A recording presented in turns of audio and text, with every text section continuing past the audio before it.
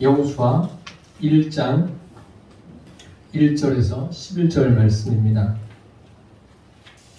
여호수아 1장 1절에서 11절 말씀을 한 절씩 교독하시겠습니다. 제가 먼저 읽겠습니다. 여호와의 종 모세가 죽은 후에 여호와께서 모세의 수종자 눈의 아들 여호수아에게 말씀하여 이르시되 내 종 모세가 죽으니 너는 이 모든 백성과 더불어 이 요단을 건너 내가 그를 곧 이스라엘 백성에게 주는 내가 모세에게 말한 바와 같이 너희 발바닥으로 밟는 곳은 모두 내가 너희에게 주었노니 곧 광야와 이 레바논에서부터 풍랑 곧 유브라데 산까지 해초들의 온 땅과 거기 있는 종들에까지 너희의 영토가 되리라. 내 평생에 너를 능히 대적할 자가 없으리니 내가 모세와 함께 있었던 것 같이 너와 함께 있을 것이니라. 내가 너를 떠나지 아니하며 버리지 아니하리니 강하고 담대하라. 너는 내가 그들의 백성에게 맹세하여 그들에게 주리한 땅을 백성에게 차지하게 하리라. 오직 강하고 극히 담대하여 나의 종 모세가 내게 명령한 그 율법을 다 지켜 행하고 우로나 좌로나 치우치지 말라. 그리하면 어디로 가든지 형통하리니 이 율법대로 내게서 떠나지 아니하면 주야로 그것을 묵상하여 그 안에 기록된 대로 다 지켜 행하라. 그리하면 내 일이 형통하게 될 것이며 내가 형통하리라. 내가 내게 명령한 것이 아니냐. 강하고 담대하라. 두려워하지 말며 놀라지 말라. 내가 어디로 가든지 내 하나님 여호와가 너와 함께 하느니라 하시니라.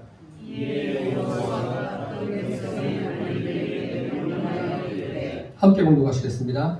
진중에 두루다니며 그 백성에게 명령하여 이르기를 양식을 준비하라. 사흘 안에 너희가 이 요단을 건너 너희의 하나님 여호와께서 너희에게 주사 차지하게 하시는 땅을 차지하기 위하여 들어갈 것임이니라 하라.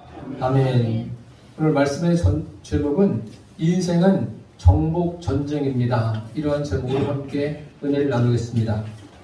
모세가 죽은 후에 여호와 하나님께서 여호수아에게 말씀하십니다. 여호와 하나님은 전능하신 분입니다. 온 우주 만물의 주인이십니다. 온 우주 만물을 다스리시는 분이 사람에게 직접 말씀하시는 거예요. 여호수아가 이제 직접적으로 하나님을 만나는 순간입니다. 참 얼마나 설레이기도 하고 놀라기도 했겠습니까? 하나님이 여호수아에게 하신 말씀은 다른 것이 아니라 내 종 모세가 죽었으니 너는 이제 내 백성 이스라엘 백성을 이끌고 내가 너희에게 약속한 땅에 들어가라고 말씀하고 계십니다. 들어가는데 그곳은 약속의 땅 가나안입니다. 가나안에는 아무도 살지 않는 것이 아니에요. 누군가가 살고 있습니다. 그곳을 들어가기 위해서는 정복 전쟁이 반드시 필요합니다. 그래서 주님은 여호수아에게 정복 전쟁을 어떻게 해야 되는지 그 출발 시점에서 말씀해 주시는데 이 본문을 가지고 새해를 시작할 때 어떤 일을 시작할 때 설교하는 경우도 많지만 제가 오늘 이 본문을 선택한 것은 저와 여러분이 매일같이 살아가는 그 인생이 정복해야 될 것이 있다는 것을 더 여러분들에게 각인시키기 위해서 이 본문을 선택해서 함께 은혜를 나누고자 합니다. 첫째로 정복전쟁의 필수는 하나님이 함께 하시는 것입니다. 이스라엘 백성은 참 성경을 읽어보면 말이 많은 백성입니다. 말이 많은데 필요한 말도 해야 되겠지만 그런 말보다는 불필요한 말을 참 많이 한 사람들이에요.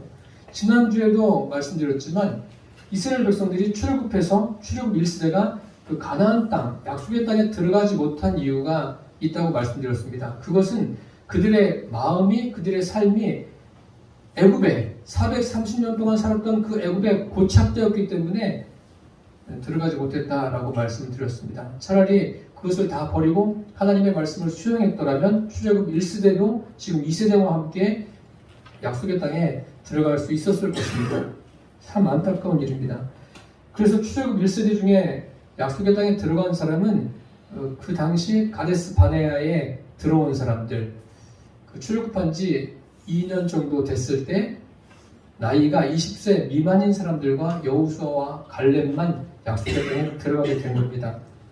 그래서 이스라엘 백성들은 지금 새로운 시작을 앞두고 있습니다. 이 시작에 앞서서 이 모든 백성을 이끌고 가야 되는 사람이 여호수아입니다.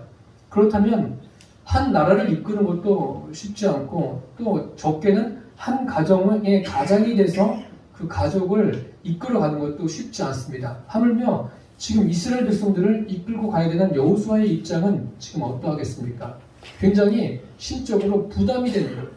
내가 이 백성들을 어떻게 이끌고 갈까? 물론 지금 여호수아 앞에 있는 사람들은 출애굽 2세대예요. 1세대는 이미 다 죽었고 2세대를 이끌고 가야 되는데 여호수아에게는 그럴 만한 능력이 없습니다. 그리고 여호수아는 그들에 대한 그런 믿음도 없어요. 그들이 혹시 길을 가다가 불편하면 불편하다 이야기하고 또 어떤 이것을 합시다 했을 때 잘 호응하지 않으면 어떻게 할까? 여러 가지 마음의 부담감이 크고 고민이 되었을 겁니다. 이러한 여호수아에게 하나님께서 이렇게 말씀하십니다. 5절 말씀에 보니까 내 평생에 너를 능히 대적할 자가 없으리니 내가 모세와 함께 있었던 것 같이 너와 함께 있을 것임이니라. 내가 너를 떠나지 아니하며 버리지 아니하리라. 내 평생에 너를 능히 대적할 자가 없다. 그렇다면 지금 이 여호수아가 어떤 능력자는 아닙니다. 전쟁에 대한 경험은 있지만 여호수아가 누구하고 싸워서도 다 이길 수 있는 그런 사람이 아닙니다. 그렇다고 해서 이스라엘 백성들이 잘 조직된 군사를 가지고 있느냐? 그렇지도 않습니다. 그냥 그들은 민간인이에요. 반대로 그들이 들어가야 되는 그 가나안 땅에는 어떤 사람들이 살고 있습니까? 전쟁에 능한 사람들이 살고 있어요.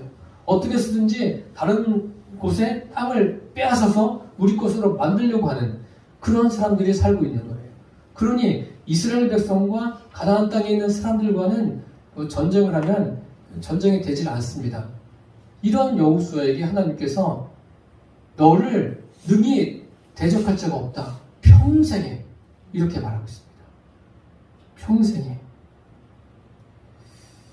그런데 그러면서 모세와 함께 있었던 것처럼 내가 너와 함께 있을 것이다.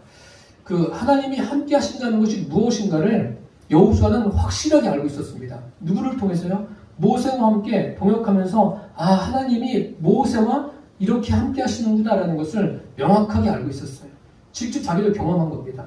그래서 그 말씀이 무슨 말씀인지 아는 거예요. 그리고 자기도 직접 경험했어요. 어디서 경험했냐면 아말렉과 그 광야길을 갈 때 아말렉과 싸움을 합니다. 여호수아가 선두에 서서 이스라엘 백성을 이끌고 아말렉과 싸웠는데 그때 모세는 아론과 훌과 함께 산에 올라가서 손을 들고 기도합니다. 신기한 것은 모세가 손을 들고 있을 때는 이스라엘이 이깁니다. 그래서 손이 내려오면 아말렉이 이겨요. 이 광경을 목격한 함께 갔던 아론과 훌이 모세를 돌 위에 앉혀놓고 자기들이 양쪽에서 팔을 받치고 있습니다. 팔을 양쪽에서 들고 있으니 전쟁이 어떻게 됐겠어요? 아말렉이 완전히 패배하고 이스라엘이 대승을 거뒀습니다. 그러니 모세도 애썼고 아론과 훌도 애썼고 여호수아도 나가서 싸우느라고 얼마나 애썼습니까? 하나님은 그런데 이렇게 말씀하셔요. 이것을 그 책에 기록하고 기념하여서 여호수아 귀에 외워 들리라 분명하게 말씀하셨어요.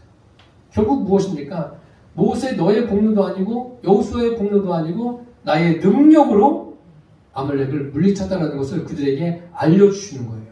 이러한 일들을 경험하면서 하나님이 함께 하시면 이러한 일들이 일어나는구나 라는 것을 여호수아는 확실히 알고 있습니다. 그래서 하나님이 함께 하시는 것이 얼마나 중요하고 귀한 것인가를 여호수아는 깨달았어요. 그러니까 지금 하나님이 직접 여호수아에게 말씀하시지 않습니까? 모세와 함께 있었던 것처럼 내가 너와 함께 있을 것이다. 여호수아는 이 말씀에 큰 힘이 되는 거예요. 큰 힘이. 여호수아만 아니라 지금 저와 여러분과도 하나님은 함께 계십니다. 성령으로 함께 계십니다. 그 함께 계심을 날마다 누릴 수 있게 되기를 축복합니다. 함께 계심이 추상적인 것이 아니라 실제로 주님이 함께 계심을 누리십시오. 여기 성경에 보면 이런 말씀이 있습니다. 히브리서에 보면 돈을 사랑하지 말고 있는 바를 족한 줄로 알라. 그 다음에 이런 말씀이 기록되어 있어요. 그가 친히 말씀하시기를 내가 결코 너희를 버리지 아니하고 너희를 떠나지 아니하리라. 실제로 인생을 살다 보면 돈이 나를 떠나는 경우도 있고 내가 돈을 떠나는 경우도 있지 않습니까? 그렇지만 하나님은 결코 우리를 떠나지 않으세요. 우리와 함께 계십니다. 이것만 확실하게 되어 있다면 인생을 살아가면서 이런 일 저런 일을 다 겪지 않습니까? 각자가 다양한 것을 겪어요. 그것을 겪을 때 우리가 딱 중심을 잡을 수가 있습니다. 여러분들은 그 어떤 일을 만나더라도 하나님이 나와 함께 계신다. 전능하신 하나님, 온 우주 만물의 주인이신 분, 또 생명의 능력이신 분이 나와 함께 계신다. 영원하신 분이 나와 함께 계신다. 이러한 믿음에 굳게 서 있으시기를 바랍니다. 그렇게 된다면은 그것을 늘 의식하고 살아가신다면 여러분들이 겪는 그 일을 통해서 하나님의 역사하심을 보게 될 줄 믿습니다. 둘째로 정복 전쟁의 필수는 마음을 지키는 것입니다. 우리가 함께 읽은 말씀을 보면 그 6절부터 이렇게 보면 강하고 담대하라 오직 강하고 극히 담대하라 또 강하고 담대하라 두려워하지 말고 놀라지 말라. 하나님께서 반복해서 여호수아에게 말씀해 주십니다. 그 전쟁을 앞두고 있으면 정복 전쟁을 앞두고 있다면은 야 군사를 조직해서 이렇게 훈련해 가지고 또 전술은 이런 전술을 사용해서 싸워라 이렇게 말씀해 주시면 좋은데 그런 게 아니에요. 그것보다도 더 중요한 게 뭐예요? 너의 마음이 문제라는 거예요. 마음을 강하게 하고 담대하라. 두려워하지 말고 놀라지 말라. 이 말씀은 결국 무엇을 의미합니까? 마음을 지키라는 거예요. 육신의 힘을 키우는 것도 필요하지만 그 무엇보다도 중요한 것은 마음을 지키는 겁니다. 마음을 강하고 담대히 하라. 출애굽 1세대는 그 마음을 지키지 못했기 때문에 결국은 약속의 땅에 들어가지 못했습니다. 그래서 하나님은 이제 약속의 땅에 들어가는 출애굽 2세대에게 너희들의 마음을 지키라고 말씀하십니다. 대표적으로 여호수아에게 먼저 말씀하고 계십니다. 그 정복 전쟁에는 많은 어려움이 있습니다. 왜 어렵습니까? 지금 이스라엘 백성 앞에는 요단강이 있어요. 요단강 배 타고 건너갈 수도 없지 않습니까? 그 많은 사람들이 요단강을 건너가야 되고 들어가면은 바로 그 초입에 뭐가 있냐면 여리고성이 있습니다. 여리고성은 그 당시에 난공불락의 성으로 불리웠습니다. 그 마차가 지나갈 정도로의 그 성을 높이 쌓았어요. 위로 지나갈 정도로. 그럼 얼마나 견고한 성입니까? 그뿐만이 아니라 그곳에 사는 사람들은 제가 서두에도 말씀드렸지만 전쟁에 능한 사람들이에요. 그러니 이스라엘 백성들이 사람들을 그곳을 정복해서 헤쳐나가기라는 것은 이게 불가능에 가까운 일입니다. 굉장히 불가능한 일이에요. 그러니까 들어가기도 전에 마음이 오그라들 그런 상황입니다. 그러니까 이런 이스라엘 백성들에게 말씀하시는 거예요. 여호수아에게 말씀하시는 거예요. 마음을 강하게 하고 담대히 하라. 마음은 생명의 근원이 됩니다. 우리 인생을 살다 보면 우리를 두렵게 만들고 놀라게 만드는 일이 얼마나 많습니까? 그런데 하나님은 말씀하셔요. 그래도 두려워하지 말고 놀라지 말라. 이게 어떻게 가능합니까? 내가 너와 함께하니까 가능하지 않느냐? 이렇게 말씀하시는 거예요. 마음이 중요합니다. 지금 여호수아는 굉장히 큰 스트레스 상황이에요. 이것을 어떻게 해나갈까? 그런데 하나님이 딱 그것도 아시고 여호수아야, 지금 제일 문제는 다른 사람이 문제가 아니라 너의 마음이 문제다. 가나안을 정복하는 것이 문제가 아니라 너의 마음을 먼저 정복해라 라고 말씀하십니다. 오늘 설교하는 저는 여러분들에게만 말씀을 드리는 게 아니라 저도 마찬가지고 우리 모두가 다 우리의 마음을 그 성령의 능력으로 정복하시기를 바랍니다. 정복전쟁에서 이 마음을 지켜야 돼요. 자신과의 싸움에서 이 마음을 잘 지키지 않으면 안 됩니다. 마치 우리 인생은요, 누에 안에 들어있는 애벌레와 같습니다. 애벌레가 어떻게 해요? 누에를 뚫고 나오지 않습니까? 그런 것과 같은 거예요. 누에를 뚫고 나와야지 이 창공을 날아다니면서 또 다른 세계를 맛보지 않습니까? 어떤 곤충학자가 오랜 시간 동안 누에에 대해서 연구를 했습니다. 누에 고치를 가지고 연구하는데 그 누에 고치에서 애벌레가 나오는데 애벌레가 그 끝에 조그만 구멍을 뚫는답니다. 뚫고 구멍을 조금 뚫어서 거기서 나오는데 그것을 계속 관찰하는 거예요. 여러 차례 관찰하다가 무슨 생각을 했냐면, 야, 내가 이 애벌레를 도와줄 수 있는 방법이 없나. 너무나 힘겨워 보이는 거예요. 거기서 그 나오는 과정이 오랜 시간 걸리고 그 힘겨워 보이니까 내가 도와줄 방법이 없나 그래가지고 칼을 가지고 가서 누에를 이렇게 구멍을 더 크게 뚫어줬어요. 뚫어주니까 그 뚫린 구멍에서 그 나비가 나올 거 아닙니까? 나오는데 쑥 나온 거예요. 잘 나왔어요. 쉽게 나왔는데 나온 다음에 얼마 안 있다가 죽었습니다. 그러면서 다시 또 연구를 하고 왜 죽었을까? 내가 도움을 잘못 줬나? 보니까 그 애벌레가 누에에서 나올 때 그 작은 구멍으로 나올 때 날개짓을 그 안에서 하지 않습니까? 막 비비고 나올 때 그때 그 이 날개 쪽으로 영양분이 공급된다고 합니다. 그러면서 근육도 생기고 또 날 수 있는 그런 어떤 조건이 형성되는 거예요. 그리고 나온 다음에도 뚫고 나온 다음에도 바로 나르는 게 아니라 계속 혼자 날개짓을 한대요. 그러다 보면은 이제 거기에 힘이 다 들어가서 날 수 있게 된다고 합니다. 이렇게 우리 마음을 지키는 게 왜 중요하냐면 상대방이 다른 사람이 우리의 마음을 지켜줄 수는 없습니다. 마음을 지키면서 그게 날개짓을 하는 거예요. 우리가 날개짓을 하면서 이 세상을 살아갈 그 힘이 생기는 거예요. 여호수아도 자기의 마음을 지키면서 또 하나님께서 말씀하시는 그 말씀을 들으면서 자기 혼자서 하나님 말 앞에서 세워지는 거예요. 믿음이 세워지는 거예요. 그러면서 그 가나안 땅을 정복할 그런 능력이 생기는 겁니다. 인생에 그 시련과 역경이 없는 사람이 어디에 있겠습니까? 누구나가 다 겪는 고난이 있고 시련이 있습니다. 사람마다 겪는 게 다 다양합니다. 이럴 때 그것은 옆에 있는 사람들이 같이 보면서 기도해주고 여러 가지 도움을 줄 수 있지만 그 도움을 주는데도 한계가 있어요. 내가 극복해서 나가야 되는 그런 게 있는 거예요. 그럴 때 저와 여러분이 그 믿음으로 이겨나가게 되기를 바랍니다. 주님 주시는 그 믿음으로 그것을 뚫고 헤쳐나가서 믿음의 발걸음을 내디디며 살게 되시기를 축복합니다. 실제로 하나님께서 이스라엘 백성들을 어떻게 훈련시켰느냐 라는 것을 성경에 이렇게 표현해 놓았어요. 신명기서에 보면은 내가 독수리가 그 새끼를 모으고 해침같이 했다라고 그러셨어요. 독수리는 그 새끼가 어느 정도 자랐을 때 그냥 이렇게 품고 있지 않습니다. 그 높은 데 데리고 올라가가지고 다 아래로 떨어뜨린다고 합니다. 그리고 그러면 뭐 바로 날 수 있습니까? 못 날라요. 날개짓을 하는 거죠. 그럼 날개짓을 하다가 떨어져요. 땅에 떨어지기 전에 그 어미가 와서 탁 받아준다고 합니다. 이것을 계속 반복하는 거예요. 그러다 보면 이제 날개짓을 할 때 날개에 힘이 들어가는 거예요. 참 그 미물이지만 독수리에게서도 우리가 배울 게 있어요. 저와 여러분이 그 서로가 서로에 대해서도 믿음의 훈련을 다 나름대로 그 삶을 통해서 겪고 있지 않습니까? 그럴 때 그 내가 이렇게 해줘야지 해주는 것도 필요하지만 그 사람 스스로 일어날 수 있도록 기도해주면서 격려해주고 도와줘야 합니다.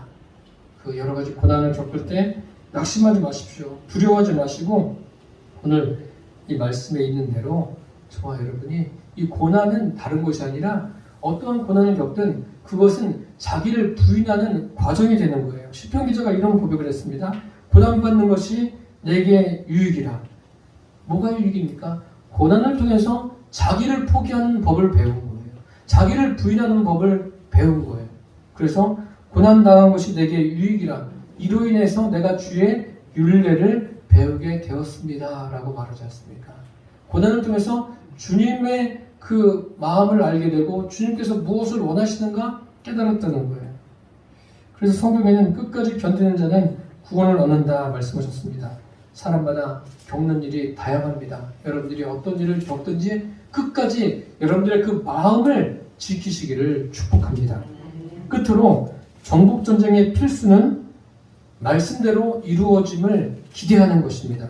8절 말씀 보십시오. 이 율법책을 내 입에서 떠나지 말게 하며 주야로 그것을 묵상하여 그 안에 기록된 대로 다 지켜 행하라. 그리하면 내 길이 평탄하게 될 것이라. 내가 형통하리라. 사람들은 인생이 평탄하게 되고 형통하게 되기를 원합니다. 그렇지 않습니까? 그게 모든 사람의 마음이에요. 그런데 그것도 역시 그 뜻대로 되지는 않아요. 참 어려운 거예요. 그래서 하나님은 그 형통하게 되고 평탄하게 되는 방법이 무엇인가? 이 율법책을 내 입에서 떠나지 말게 하며 주야로 그것을 묵상하여 그 가운데 기록된 대로 다 지켜 행하라. 그렇게 된다면 여호수아는 다른 거 하지 말고 그냥 하나님 말씀만 계속 읽고 또 묵상하고 하나님께서 이렇게 말씀하셨으니까 지켜야지. 그렇게 해야 되겠습니까? 지금 이스라엘 백성의 지도자인데 그런 의미가 아니라 그 하나님 말씀을 항상 존중히 여기며 그 말씀에 대한 기대를 갖고 살라는 거예요. 그리고 실제로 저와 여러분도 이 성경을 계속 읽으십시오. 여러분 인생에 그 산 나이만큼은 못 읽어도 어느 정도는 좀 읽으셔야 합니다. 사람들은요 눈에 보이는 것 우선이에요. 왜요? 육신을 입고 있으니까 육신이 우선이에요. 육신적인 것이 먼저입니다. 큰 영향을 받죠. 그런데 그 여호수아도 마찬가지예요. 육신적인 것이 먼저예요. 그러니까 하나님이 그 하나님 말씀을 어떻게 이루어 주시는가를 여호수아에게 보여주지 않습니까? 이 여호수아를 이번 주에 집에 가서 한번 읽어보세요. 그렇게 어렵지 않습니다. 어렵지 않고 아주 흥미진진한 내용들이 많이 있습니다. 이제 1장을 지나가면 어떤 일이 벌어지냐면 여호수아가 이스라엘 백성들에게 선포합니다. 이제 여러분들은 가나안 정복할 전쟁을 준비하십시오. 양식을 준비하고 사하라나에 갈 겁니다. 하는데 하나님께서 그런 말씀을 하셔요. 여호수아요. 언약궤를 맨 제사장들을 앞세워라. 그리고 너희들은 간격을 한 1km 정도 뛰어서 뒤에서 쫓아와라. 그리고 언약궤를 맨 제사장이 요단강에 발을 탁 잠그면 이제 그 요단강이 흐르던 것이 멈춰서고 아래에 있는 것이 다 내려가서 너희들이 그곳으로 가게 될 것이다. 여호수아에게 말씀하세요. 여러분 이게 가당키나 한 말입니까? 발을 물에 잠근다고 강이 마릅니까? 근데 하나님이 그렇게 하셔요. 그렇게 해서 이스라엘 백성들을 그곳에 들어가게 하십니다. 여리고성이 아니라 가나안 땅에 들어가게 하셔요. 입성부터 벌써 신기해요. 입성부터 그 하나님께서 말씀을 내로 이루어 주시는 것을 여호수아와 이스라엘 백성이 경험합니다. 그것뿐만 아니라 이제 제가 설교 중에 말씀드렸던 난공불락의 여리고성을 어떻게 무너뜨립니까? 전쟁에서 무너뜨린 것이 아니라 성을 돌라고 말씀하셔요. 아무 말도 하지 않고 돌라고 말씀하셔요. 7째 날은 7바퀴를 돌고 외치라고 할 때 외치라. 그리고 다 한 구령이 내려졌어요. 왜 한 구령이 내려졌을까요? 그 여러 가지 이유가 있겠지만 출애굽 1세대 이 사람들이 배운 게 뭐예요? 우리 부모 세들이 참 조금만 어려운 일이 있으면 어려운 일이 있다 원망하고 불평하는 것을 배우지 않았습니까? 그런 것을 못하게 하려고 부정적인 것을 심어주지 못하게 하려고 하지 않았나? 하나님께서 그렇게 하지 않았나? 그런 생각을 합니다. 우리 주변에도 여러분들에게 혹시 부정적인 생각과 그 여러 가지 그 안 좋은 행동들을 심어주는 사람이 있으면 그런 분들은 좀 조심할 필요가 있어요. 그게 내 부모가 돼도 마찬가지고 내 자녀가 돼도 마찬가지예요. 부정적인 것을 심어주는 것은 우리가 잘 분별해낼 수 있어야 합니다. 제가 외삼촌이 갑자기 돌아가셨는데 그때 주변에서도 외삼촌 같은 연배되는 그런 분들 중에 한 2분이 그런 얘기를 하시더라고요. 아유, 진작에 요양원에 모실 걸. 그런 얘기를 들으면서 제가 무슨 생각이 드냐면, 아유, 그러게 요양원에 모셨으면은 사고로 돌아가셨거든요. 이런 사고도 나지 않았을까, 그런 생각을 잠시 하게 되고 그냥 제가 저 자신을 자책하게 되더라고요. 물론 저 자신을 돌아보는 그런 계기는 됐는데, 그런 부정적인 말들, 그런 것들이 저에게 도움이 되지는 않습니다. 지금 이스라엘 백성들에게도 그런 거예요. 성을 돌면서 한 구령을 내리지 않았습니까? 그냥 도는 거예요. 그런데 한 구령을 내지 않았으면 왜 이런 불편한 일을 우리에게 시켰을까? 그것도 돌아도 아무 일도 없는 거예요. 7일째도 7바퀴를 도는데 왜 하필이면 이날은 7바퀴를 돌라고 그래? 여러 가지 부정적인 말을 하고 서로가 서로 그냥 불평하고 그랬을 겁니다. 그런데 한 구령을 내리고 결국 7째 날에 외치를 할 때 외치니까 어떤 일이 벌어집니까? 그냥 그 성이 와르르 무너져 내렸습니다.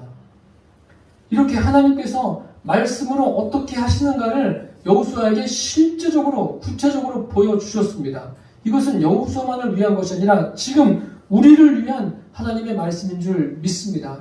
저와 여러분 인생에 우리 앞에 탁 가로막혀 있는 높은 담 같은 것들이 있습니까? 그것 때문에 낙심하지 마십시오. 오히려 그런 것들을 통해서 주님께서 이 일을 통해서 나를 어떻게 이끌어 가시고 이 일을 어떻게 해결하실까, 이 일을 통해서 무엇을 하실까, 오히려 그런 기대를 갖고 나아가기를 바랍니다. 주님께서 이루어 주십니다. 말씀들을 이루어 주세요. 저와 여러분은 오직 그 하나님의 말씀, 그 말씀을 내 안에 깊이 받아들이시고 묵상하시고 그 말씀이 나를 통치해 가시기를 바랍니다. 우리는 이성도 있고 지성도 있고 감성도 있습니다. 그래서 때로는 이성적으로 행하고 지성적으로 행하고 감성적으로 행하기도 하는데 그 모든 것들이 하나님 말씀에 붙들리기를 바랍니다. 그것이 믿음이에요. 우리가 잘 알고 있는 신천지, 오늘 아침에도 교회 오니까 신천지가 뭘 붙여놓고 갔어요. 그 신천지 구원파의 가장 큰 문제점 중에 하나가 뭐냐면 거듭나면은 죄를 짓지 않는다. 그렇게 말합니다. 이게 가능합니까? 육체 우선인 사람이 이게 가능합니까? 가능하지 않아요. 예수님을 믿어도 죄는 짓습니다. 그래서 저와 여러분이 매일같이 말씀을 주야로 묵상해야 되는 이유가 그 말씀으로 내가 통치를 받기를 원하는 마음에서 묵상해야 합니다. 예수님은 이런 말씀하셨어요. 그 십자가를 앞두고 겟세마네 동산에서 기도하시지 않습니까? 땀이 땅에 떨어지는 막 핏방울같이 되면서 기도하셨는데 와보니까 제자들은 자고 있지 않습니까? 예수님이 그때 이런 말씀하셔요. 마음은 원이로되 육신이 약하다. 이게 무슨 말씀입니까? 마음은요 영적인 거예요. 초월적인 것이 가능하지만 육신은 현실에 가까운 거예요. 그러니까 육신적인 것이 더 큰 거예요. 사람들은 육신적인 영향을 더 크게 받습니다. 그것을 이길 수 있는 힘은 뭐예요? 항상 말씀이 나를 이끌어 갈 수 있도록 하셔야 됩니다. 그래서 하나님의 말씀을 여러분들이 읽고 또 묵상하시고 그 말씀에 기대를 가지십시오. 그 말씀을 이루시는 시점은 하나님이 정하십니다. 우리 마음 같아서는 지금 모든 게 다 싹 이루어지면 좋겠는데 딱 때가 있어요. 범사에 때와 기한이 있다 주님께서 말씀하셨어요. 말씀도 이룰 때가 있습니다. 반드시 이루십니다. 하나님이 말씀하신 것은 1.1억이라도 땅에 떨어지지 않고 반드시 이루어져요. 저와 여러분이 삶에서 하나님 말씀이 야 실제로 이렇게 이루어지는구나, 이루어짐을 늘 누리시기를 축복합니다. 복 있는 사람은 어떤 사람입니까? 여호와의 율법을 즐거워해서 주야로 묵상하는 사람들이에요. 사랑하는 성도 여러분, 인생은 정복 전쟁이에요. 이 주일을 지나고 또 여러분들이 문 밖에 나가면 또 정복 전쟁이 시작되는 거예요. 영적인 전쟁이 끊임없이 시작돼요. 그 정복 전쟁에서 이기려면 하나님이 나와 함께 하심을 믿는 믿음에서 결코 흔들림이 없어야 합니다. 그리고 저와 여러분의 마음이 늘 주님 안에서 잘 지켜주기를 바랍니다. 내 마음이 하나님의 말씀에 통치를 받으십시오. 그래서 인생에 여러분의 정복전쟁을 승리로 이끄실 뿐만 아니라 주변에 있는 사람들에게 그 승리의 기쁜 소식을 전해서 그들을 주님께로 이끌 수 있는 저와 여러분이 되시기를 예수님의 이름으로 축원합니다. 기도하겠습니다. 살아계신 주님, 우리 인생은 정복 전쟁입니다. 여호수아만 그랬던 것이 아니라 우리도 여호수아처럼 이 세상에서 정복 전쟁을 펼쳐야 됩니다. 주님이 함께 하심을 믿고 늘 마음을 지키며 하나님 말씀대로 이루어짐에 대한 기대를 가지고 살아가게 하여 주옵소서. 예수님의 이름으로 기도드립니다. 아멘.